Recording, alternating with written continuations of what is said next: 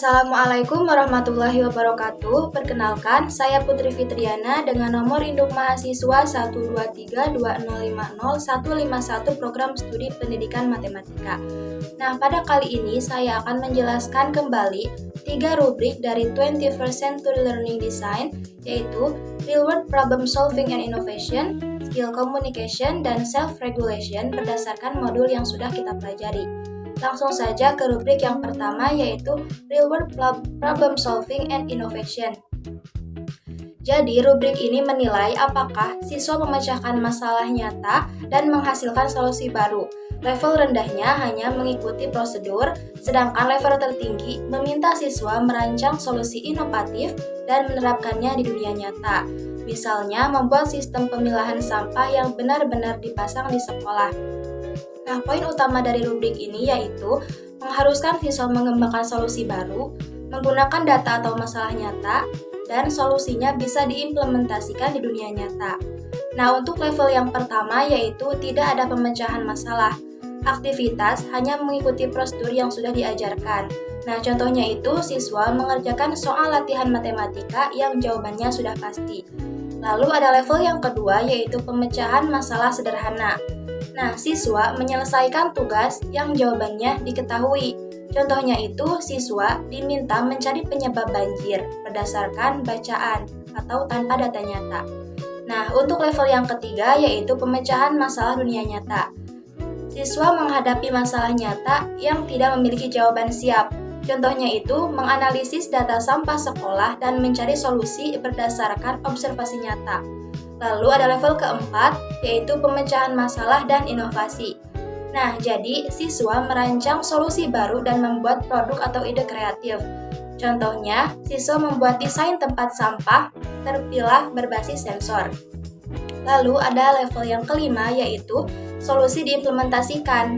Jadi, solusi siswa ini digunakan atau diterapkan di dunia nyata. Contohnya, memasang sistem pemilahan sampah buatan mereka dan mempresentasikan hasilnya kepada sekolah. Lalu ada rubrik yang kedua yaitu Skill Communication. Skill Communication ini melihat kualitas komunikasi siswa. Level awal hanya komunikasi sederhana lalu meningkat menjadi paragraf lengkap, menggunakan bukti kemudian multimodal seperti teks dan video, dan level tertinggi yaitu komunikasi dirancang untuk audiens khusus. Nah, poin utama dari rubrik ini yaitu komunikasi accented, lalu multimodal, menggunakan evidence, dirancang untuk audiens spesifik. Sama seperti rubrik sebelumnya, rubrik ini juga mempunyai 5 level. Level pertama yaitu komunikasi sederhana, hanya satu kalimat atau jawaban pendek.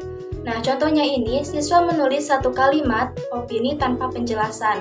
Lalu ada level yang kedua yaitu extended communication. Ada beberapa kalimat atau paragraf utuh.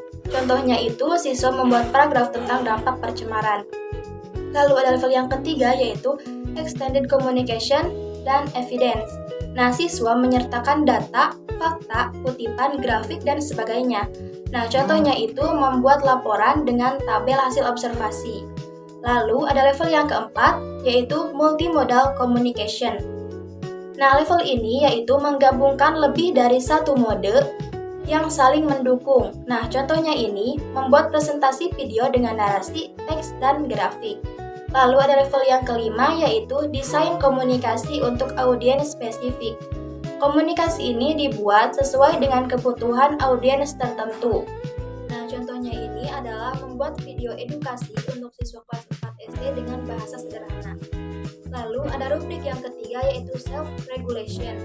Nah, rubrik ini berfokus pada kemampuan siswa merencanakan, mengatur, dan merevisi pekerjaannya. Level tertinggi ditandai dengan proyek jangka panjang di mana siswa membuat rencana, melaksanakan, merefleksi, dan memperbaiki hasil secara mandiri berdasarkan feedback. Nah, poin utama dari rubrik ini yaitu aktivitas harus jangka panjang, siswa membuat rencana kerja, ada refleksi, dan ada revisi berdasarkan feedback. Untuk level yang pertama yaitu ada aktivitas jangka pendek. Selesai dalam satu pertemuan tidak memungkinkan perencanaan atau revisi. Nah, contohnya ini adalah siswa menjawab soal ulangan harian. Lalu ada level yang kedua yaitu aktivitas jangka panjang tanpa perencanaan. Ada kerja beberapa hari, tapi siswa tidak merencanakan sendiri. Untuk contohnya yaitu proyek 3 hari dengan langkah yang ditentukan oleh guru. Lalu ada level yang ketiga yaitu ada perencanaan. Jadi siswa membuat rencana kerja sendiri. Nah, contohnya itu siswa membagi peran dalam proyek poster secara mandiri.